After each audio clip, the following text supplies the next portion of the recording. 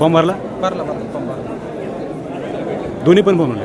दोन्ही पण अपक्ष फॉर्म भरले. दोन्ही अपक्ष. दोन्ही अपक्ष. आणि तिसरा कारबळ आहे ना, त्याचा अपक्ष भरला. मग आता माघार घेणार नाही ना? नाही, माघार नाही. नक्की नाही. काय सांगाल?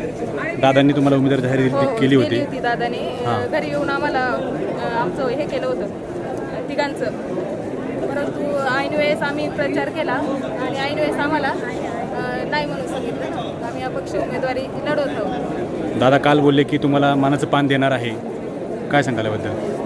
हे परंतु आम्हाला काल पण बोलवायला लागत होतं दादाने, का तुम्ही या असं उमेदवारी. मग तुम्हाला काल बोलवलं नाही? नाही ना, असं आम्हाला बोलवून सांगावं लागत होतं की आता तुम्हाला नाही हे केलं, परंतु हे करू ना, ते आम्हाला न सांगताच जाहीर केलंय. काय सांगाल मग आपण? कशा प्रकारे प्रचार झाला तुमचा? प्रचार आम्ही घरोघरी पोचलोय. धनुष्यबाणाचं चिन्ह घेऊन आम्ही शाली टाकून घरोघरी पोचलेलं आहे. चिन्ह आमचं पोचवले आम्ही. मग या संदर्भात दादांनी तुम्हाला काही सांगितलं का नाही सांगितलं? आमदारांनी तुम्हाला काय सांगितलं का नाही तुम्ही थांबा म्हणून, असं काय सांगितलं तुम्हाला? दादा म्हटले, आम्ही भेटायला गेलो तेव्हा म्हटले दुसऱ्या दिवशी फॉर्म भरा आणि नंतर 2 दिवसांनी डायरेक्ट उमेदवारी जाहीर केली.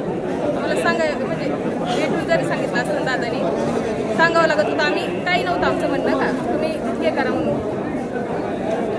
ते बोलले की तुम्हाला सर्वांना मानाचं पान देणार आहे. मग या संदर्भात काय चर्चा झाली का आपली? नाही होतं दादा.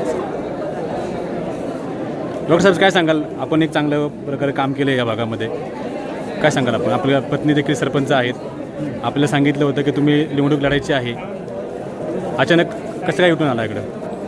काय झालं, आम्ही ज्यावेळेस प्रचार चालू केला त्यावेळेस दादांनीच आम्हाला हे केलं आणि दत्ताभाऊ असतील यांनी आम्हाला कुकुडेश्वराच्या मंदिराजवळ जाऊन आम्ही नारळ फोडला आणि अधिकृत उमेदवार म्हणून आम्हाला घोषणा केली.